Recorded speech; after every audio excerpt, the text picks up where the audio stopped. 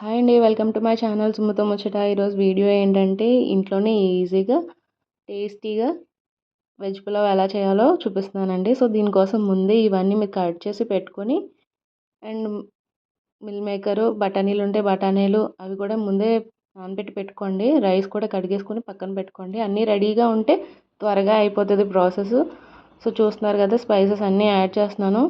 ఈ మసాలా దినుసులు అన్నీ బాగా ఫ్రై అయిన తర్వాత జీడిపప్పు అండ్ మిరియాలు అయితే నేను పౌడర్ ఫామ్లో యూస్ చేస్తున్నానండి. ఎందుకంటే మిరియాలు మామూలుగా స్కిప్ చేసేస్తాం కదా బయటికి, బట్ అవి తినడానికి ఎవరు ఇష్టపడరు, కొంచెం చేదుగా ఉంటాయి కాబట్టి. ఇలా పౌడర్ ఫామ్ అనుకోండి, మనకు తెలియకుండానే తినేస్తాం.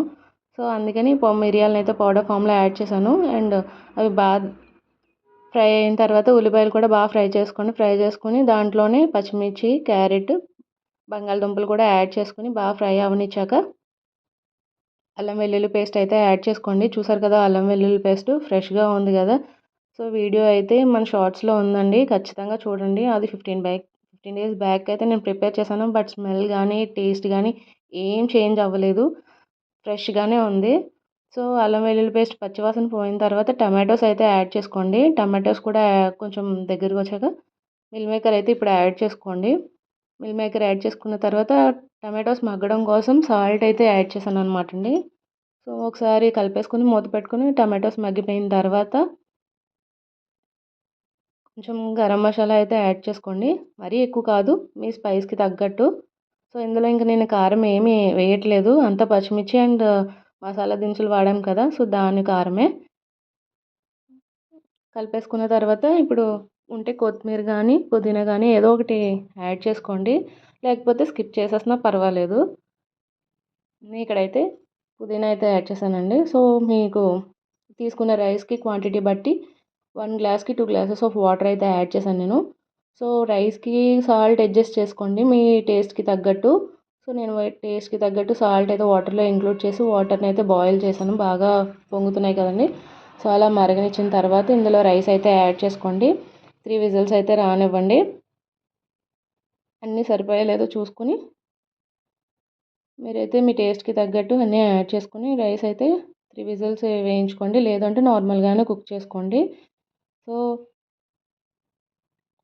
ఇలా ఇంకా 3 విజిల్స్ వచ్చేలోపు మనమైతే రైతా ప్రిపేర్ చేసుకుందాం.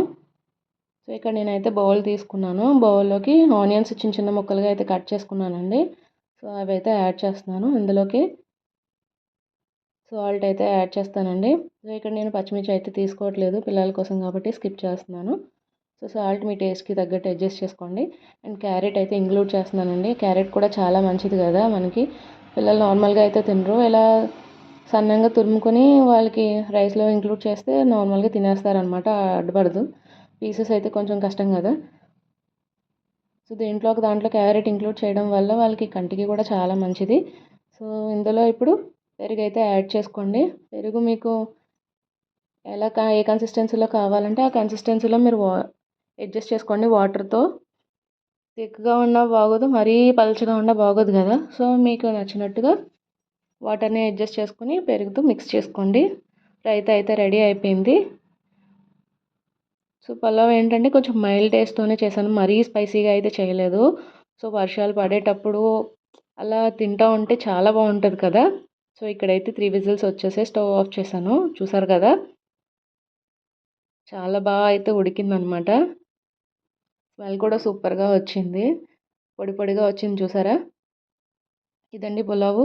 దీన్ని కర్రీతో అయినా సర్వ్ చేసుకోవచ్చు, లేదా రైతాతో అయినా సర్వ్ చేసుకోవచ్చు. ఇదండి వీడియో. నచ్చితే లైక్ చేయండి, షేర్ చేయండి. మరిన్ని వీడియోస్ కోసం సబ్స్క్రైబ్ చేయడం మర్చిపోకండి. Thank you for watching.